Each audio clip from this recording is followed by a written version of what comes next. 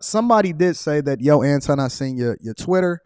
I am very active on Twitter. I love Twitter because I could just shoot off my thoughts really quickly and then go to sleep or try to go to sleep, right? And then I posted last night on Twitter basically saying that, yo, I can't sleep.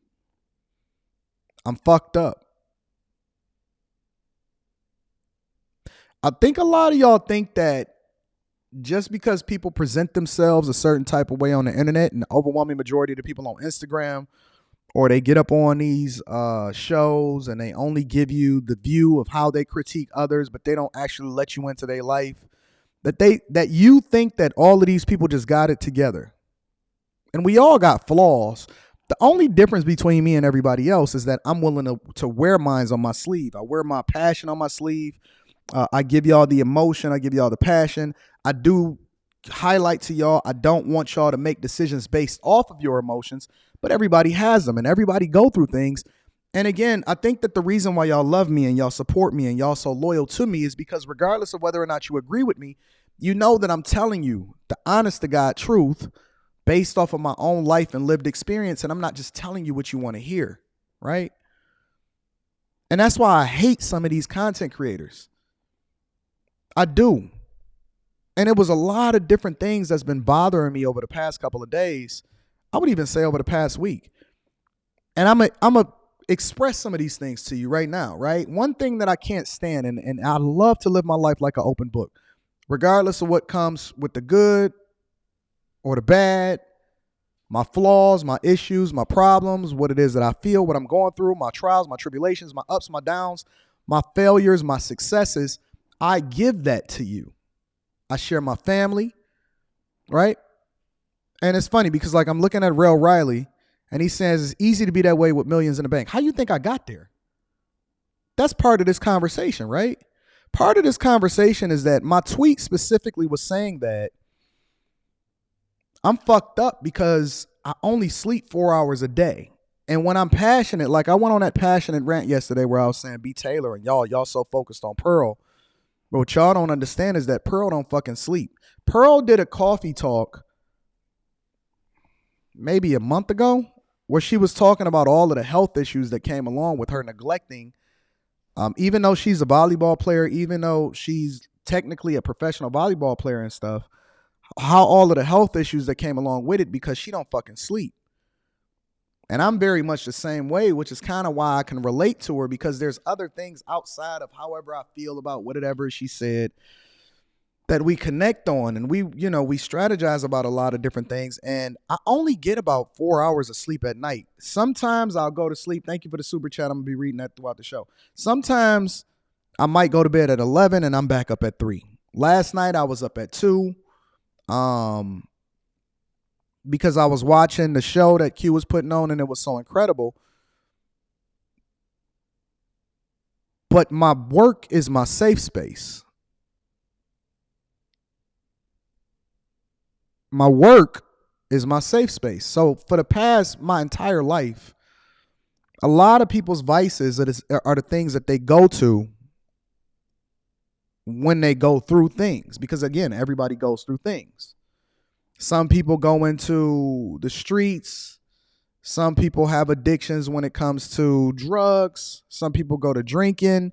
Some people have relied on cigarettes. Some people rely on food. And that's why my 400, 500, 600 pound life. Some people are nymphomaniac. Some people need somebody else to make them feel better about themselves. Some people play the blame game. Some people run into victim Olympics. Some people drown themselves in sitcoms and Netflix specials and all of that. But for me, I've always leaned into work. And so whenever I was conflicted or I was anxious or I was heartbroken or even when my father died, I threw myself into my work. I don't wallow. I don't anguish. I figure out how I can be as productive as possible. And so I just don't sleep. Sometimes I can go 2 or 3 days, or I've been in spaces where I went 2, 3 days without sleeping. And so I'm fucked up because, I think about certain things, the benefits that came along with it. And one of the reasons why I had highlighted that chat that said that, yo, it's easy to say when there's millions in the bank. You don't really know how rich people is. Y'all got these perceptions of how people are. My friends and some of the people that sit around me, they fucked up too. They don't sleep. They show up with the big watches and the cars and all of that. And you know what they be doing all night until 3 a.m? They be fucking working their ass off. Then it's just become a part of their life. It ain't because they chasing money no more. It's just become a part of who they are. And the money is just the residual effect of it. It's the truth. And I do. And I anguish. And so I got up and I prayed. And then Rita said, well, where you going? I said, I'm about to go in here real quick. And so I get up, I pray, and then I work, and then I pray, and then I try to lay back down for about 30 minutes. And then I get up and I pray, and then I work again, right? And so, I was telling God, I was like, yo, just take this whole burden away from me of people. And I've never asked for that before. And I'm like, take this burden away of people. And I went into context because I talked to God like it's just a regular, person that's sitting next to me. And I said, the people not caring, I don't want to care more about people than they care about themselves. I don't mind pouring into them. I don't mind adding value into them. But if I jump on a coaching call with you, if I have a follow-up coaching call with you, for example, and I say, listen, I need you to do this, this, and this. I'm going to give you a month or 2 months or 3 months. By the next time that we talk, I need you to have these things done so that we can leapfrog off of it in order to continue to push you forward. And then you come to me and you say, well, I'm only halfway done. And then I spent a lot of my time preparing for you and you didn't even prepare for yourself. Take that burden away from me, God, because then I got to go off on you and then I got to get passionate and I got to fire you up and I got to be the father that you never had and tell you about yourself and check the fuck out on you. And that drains me because whether I'm on these live streams or whether you see me in person or whether you want a phone call with me, and anybody that's had a coaching session, anybody that's ever met me in person, I am the same way, if not 10 times more in person and on these Zoom calls and these personal coaching calls than I am right here. And so sometimes I ask God to take that burden away from me because it can drain you. Not when you pouring into people that actually want to do the work, but it can drain you when you're dealing with people that actually don't want the best for themselves because it shows in their actions. Love is an action word. Success is an action word. Everything is an action word that can be brought forth based off of what you do. That's why they say faith without works is dead. You can believe all you want to believe, but it doesn't mean anything if you don't actually put the work in behind it, because the work behind it is actually the evidence of the faith.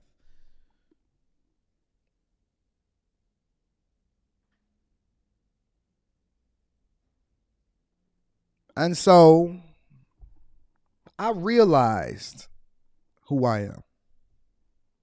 And what I heard said back to me was, nah, this is your cross to bear. It's just what come with the job. Ain't no days off. Ain't no not being passionate about the people. It ain't no not telling the truth. It ain't no not telling them exact. It ain't no giving in to the mob mentality as far as what everybody else expects for you to say and do and think. It ain't no chameleon-like vibes. You do what I told you to do in order to do the thing that's best for the people. And most of them is going to hate you and some of them is going to go against you, but it's going to be 1, 2 here, 3, 4 there, 5, 6 there that you able to pluck out from amongst all of the people that is trash. I said it. The overwhelming majority of the people that's out here in these streets, that is in the world, you are trash. You are hot garbage. Listen to what I'm telling you. Hell every day enlargeth itself. Every day hell gets bigger. Every day there's a lot of people that's not going to make it. They not going to make it when it comes to success. They not going to make it when it comes to heaven. I said it. Your homeboy was a menace in the streets and it ain't no rest in peace. It's agonizing hell for that motherfucker. Your grandma was a demon. Your daddy was a devil. Your homeboy and your homegirl, they can't wait to take you down with them. What I'm telling you is that if you are listening to this live stream right now, you have a unique opportunity to really separate yourself and divest from the things that's not best for you. I don't care about everybody. I care about you. I care about somebody. It's the reason why we separate ourselves and we call ourselves the bag chasers. Bag chasers are not people that chase money. It's chasing the best thing for you, understanding that the money, the success, the greatness, the network, it all comes along with it. Seek ye first the kingdom of God and his righteousness, and everything else will be added unto you. You have a unique opportunity to not be a piece of shit. You have a unique opportunity to get to the bag. You have a unique opportunity to align yourself with a group of people that's going in the direction that you're going in. You have a unique opportunity to divest yourself from the echo chamber of the people that's telling you what you want to hear, leading your dark heart directly into the pits of hell. Now, you may not believe it, and that's on you. But the one thing that I've always understood is that obedience is better than sacrifice. And my job is to make sure that I tell you the truth, that I give you the game, that I help you to become successful, that I give you the truth. That is the most important thing. And then I'm rewarded handsomely as a result of it because I am blessed. There is nothing that a devil or a demon can do that can ever stop my shine. I'm never not going to be rich. I'm never not going to be whatever. I'm going to go through things like everybody else because it rains on the just and the unjust. But the reality is that I'm already going to be phenomenal. It's predestined for me to be phenomenal. You have to make a conscious decision. It is somebody in your life. Think about it for a second. Take 1 minute before we deep dive into this show. There is somebody, at least one, maybe two, definitely a possibility for three. Forget me. Forget how you feel about me. Forget what you think about what my opinion is. Just take one step back, just for this one moment. Before the restream, before the people come in, before the trolls, before you get into your feelings, just give me 1 minute of your time. I promise it won't be anything more than that. Take 1 minute, regardless of how you feel about me or anybody else in the chat or any other streams that you've seen, and take 1 minute to just do an internal look at the people that you surround yourself with and ask yourself, are you making sacrifices in order to still have them in your presence, or are they honestly the best thing for you? Are they slowing you down and preventing you from becoming successful, or are they pushing you in order to be great? If they slowing you down in any way, shape, and form, I'm telling you, you need to leave your mother and your father, leave your friend and your family, leave that person that is slowing you down, that is continuing to drag you back into that dark space, regardless of how temporarily it may make you feel, because that is the whole idea behind drugs. It is a high and then it's a crash. You don't have to crash. You can continuously continue to go up. You have to do a self-check. You have to do a reality check. You have to go back into that space, your closet. Because at the end of the day, they go home and they face their own demons. And you are still left to pick up the trash and the pieces of your life because you have to go to sleep by yourself. And at the end of the day, when it's all said and done, you're going to have to give an account of how you did, how you lived your life, who you affected, whether you told the truth. Because it ain't gonna matter how everybody felt when you gotta give an account for what your life is like. It's not gonna matter about whether or not the chat agreed with you. It's not gonna matter about whether or not the echo chamber agreed with you. The only thing is gonna matter is the truth, and it pricks your heart. We have an inherent ability within us. It is godlike.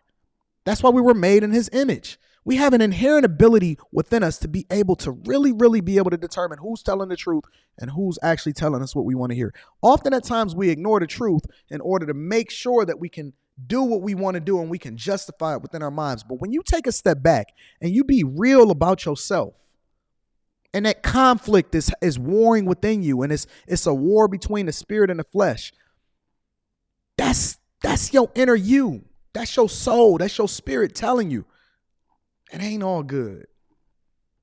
Your life is going to be fucked up tomorrow if you go down that same path that you've been going down. When we get done with this stream and this show is over, You got to go home to you. Ain't nobody on the internet.